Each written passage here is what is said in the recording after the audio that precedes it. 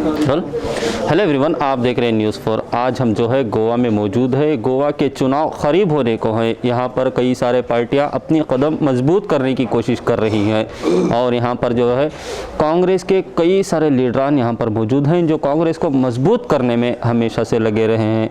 तो फिलहाल हमारे साथ मौजूद हैं ऑल इंडिया कांग्रेस कमेटी के जनरल सेक्रेटरी तारिक अनवर जी। आइए बात करते हैं, हालात क्या हैं सर, गोवा के हालात क्या हैं? हालात बहुत बद से बदतर हैं। 5 साल जो बीजेपी का रूल रहा है, लोग उससे एक प्रकार से त्रस्त हैं, परेशान हैं। लोग बदलाव चाहते हैं।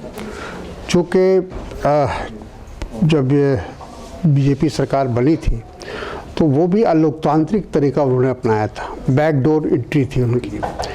यहाँ के लोगों की उस समय भी इच्छा थी कि यहाँ कांग्रेस की सरकार बने। Congress was a single largest party, लेकिन इसको हम कह सकते हैं कि ज़बरदस्ती हाईजैक कर लिया बीजेपी ने, क्योंकि वो सेंटर में पावर में थे, उनका गवर्नर था और फिर धन का प्रयोग किया, मनी पावर का इस्तेमाल किया। उसके बाद उन्होंने दे फॉर्म द गवर्नमेंट, लेकिन गवर्नमेंट का परफॉर्मेंस बहुत पुअर रहा। जितने भी इश्यूज़ थे या उस समय जो बीजेपी ने जो वादा किया था, किसी को भी पूरा नहीं किया। तो आज गोवा के अंदर जो मैंने थोड़े समय में महसूस किया है कि लोग चाहते हैं कि यहाँ एक अच्छी स्टेबल गवर्नमेंट बने, साफ़ सुथरी गवर्नमेंट बने, जो गोवा की जो मूल समस्या है उसका समाधान करें। आज यहाँ बेरोज़गारी बहुत बड़ा, अनएम्प्लॉयमेंट बहुत बड़ा एक इशू है और economic condition very bad shape है। इंडस्ट्रियलाइजेशन हो और हर तरह से यहाँ जो टूरिज़्म का जो स्कोप है उसको कैसे आगे बढ़ाया जाए, एम्प्लॉयमेंट कैसे क्रिएट किया जाए, ये सारी चीज़ों को एक तरह से 5 सालों में नेगलेक्ट किया गया है। तो हमारी सरकार आएगी, आने के बाद हम उस पर पूरा ध्यान देंगे और हमारी कोशिश होगी कि समाज के हर वर्ग को साथ लेकर चलें, हर कम्युनिटी को साथ। क्योंकि कांग्रेस की आइडियोलॉजी बहुत स्पष्ट है, साफ है कि हम इस बात को मानकर चलते हैं कि समाज के हर वर्ग को मेन स्ट्रीम में लाया जाए, उनको जोड़ा जाए और देश के विकास से जोड़ा जाए, देश की प्रगति से जोड़ा जाए। सर, आप बता रहे थे कि यहाँ की जो जनता है वो बदलाव चाहती है। यही सोच रखकर जो है 2017 का नतीजा भी कांग्रेस पार्टी के हक़ में ही आया था, लेकिन इसके बावजूद जो है यहाँ पर सरकार बनती है भारतीय जनता पार्टी की। तो कहीं ना कहीं यहाँ पर कहीं ये लग रहा है कि कांग्रेस कमज़ोर नज़र आ रही है, या ऐसे लोग मौजूद हैं जो लोग को धोखा, आवाम का धोखा देकर उनसे वोट हासिल करके जो है जीत हासिल करने के बाद पार्टियाँ बदल ले रहे हैं। सर देखिए, ये दुखद है, ये अफसोस की बात है। ये सिर्फ गोवा में नहीं, देश के अलग अलग राज्यों में हो रहा है। और जब से बीजेपी पावर में आई है, जब से मोदी जी प्रधानमंत्री बने हैं, उनकी कोशिश यही है कि जैसे भी हो हमको सत्ता हासिल करना है। तो जब ये एटीट्यूड हो किसी भी नेता का, किसी प्रधानमंत्री का, तो फिर अपोजिशन के लिए काम करना बहुत मुश्किल है। जिस तरह से जो है पूरे हिंदुस्तान में जो है संविधान को बदलने की कोशिश की जा रही है, जैसा कि कांग्रेस पार्टी जो अपोजिशन में है वो ठीक तरह से उसका ये नहीं करे, सर अपोज नहीं कर रही है। कहीं ना कहीं यहाँ पर भी जो है कांग्रेस कमज़ोर नज़र आ रही है। सर बिल्कुल नहीं। देखिए, कांग्रेस से वो पार्टी है जिसने अंग्रेज़ों से लड़ाई लड़ी है, ब्रिटिश साम्राज्य जिसको कहा जाता था, उससे लड़कर हमने भारत को आज़ाद कराया। तो जो ब्रिटिश साम्राज्य के सामने नहीं झुका, वो नरेंद्र मोदी या भाजपा या आरएसएस के सामने झुकेगा, ये सवाल ही नहीं उठता है। हाँ, लेकिन सवाल ये है कि चूँकि आज वो सत्ता में है और जिस तरह से वो लोगों के माइंड को एक कम्युनलाइज करने की कोशिश कर रहे हैं, सांप्रदायिकता की तरफ देश को ले जाने की कोशिश कर रहे हैं, तो उनको थोड़ी देर के लिए उसका लाभ मिला है।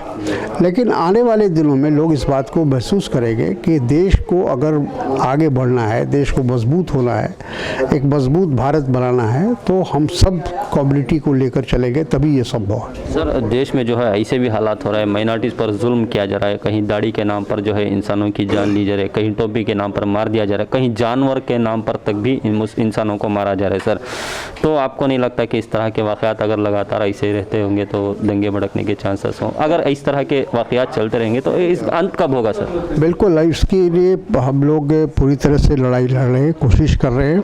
लेकिन जैसे मैंने कहा कि भारतीय जनता पार्टी के पास कोई दूसरा इशू नहीं है, कोई दूसरा एजेंडा नहीं है सिवाय एक कॉमनल कार्ड के अलावा।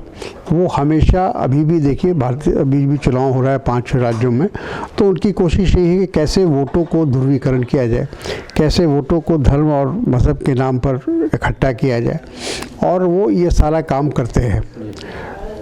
लेकिन जहाँ तक कि इस देश की जनता का सवाल है, इस देश के लोगों का सवाल है, वो चाहते हैं कि इस देश के अंदर, मुल्क के अंदर कॉमनल हारमोनी रहे, शांति रहे, तभी देश आगे बढ़ सकता है। सर, कर्नाटक में भी एक इश्यू चल रहा है सर, हिजाब के नाम पर। एक छोटी सी कॉलेज से शुरू हुआ था, आज पूरे देश भर में इसकी चर्चा हो रही है। राहुल गांधी ने भी इस पर ट्वीट किया था सर, तो आप इस मसले को किस नज़र से देखिए, ये तो हमने कहा ना कि भारतीय जनता पार्टी ऐसा कोई मौका नहीं छोड़ती है, हर मौके को एक धार्मिक रूप देने की कोशिश करती है और धार्मिक उन्माद पैदा करने की कोशिश करती है। वो जानती है कि जो मज़हब है, मज़हब का जो इंसान के साथ जो संबंध है, जो ताल्लुक़ है, वो भावनात्मक है, जज्बाती है, तो जल्दी भड़क जाते हैं लोग। लेकिन अब मामला ये जो है, ये कोर्ट में है और हाई कोर्ट ने अच्छा किया है कि एक लार्जर बेंच बनाया है, और जो संविधान के अंतर्गत जो अधिकार है लोगों को दिया हुआ, उसको कोई भी पार्टी हो या कोई भी समूह हो, ये चाहे कि उसको हम ख़त्म कर दें, तो ये नहीं हो सकता है। सर, गोवा स्टेट में जो है कांग्रेस के अपोजिट में बहुत सारी पार्टियां हैं। आम आदमी पार्टी भी यहाँ पर मौजूद है, अपने कैंडिडेट्स को खड़ाई हुए और बहुत बड़े बड़े वादे कर रहे हैं सर। फ्री बिजली देने का ऐलान कर रहे हैं, फ्री पानी देने का ऐलान कर रहे हैं और महाना 6,000 रुपये देने का ऐलान कर रहे हैं। इस तरह के वादों से कहीं ना कहीं कांग्रेस को कुछ नुकसान होने के चांसेस हैं। देखिए, यहाँ सीधी लड़ाई बीजेपी और कांग्रेस के बीच में है, और ये जितनी पार्टियाँ हैं, ये सिर्फ एक तरह से इनडायरेक्टली वो बीजेपी को मदद करने के लिए काम कर रही है। वो भी जानती है कि वो सरकार नहीं बना सकते, हुकूमत नहीं बनाते, लेकिन वोट, जो सेकुलर वोट है, जो कांग्रेस का वोट है, उसको कैसे बांटा जाए, ये उनकी कोशिश है, लेकिन वो सक्सेसफुल नहीं होगा। उत्तर प्रदेश में भी चुनाव चल रहे हैं सर, उत्तर प्रदेश के हालात क्या हैं? उत्तर प्रदेश में भी लड़ाई बहुत आमने सामने है, और हमको लगता है कि उत्तर प्रदेश के लोग भी 5 साल जिस तरह से योगी को झेला है, अब आगे भविष्य में उसको नहीं झेलेंगे।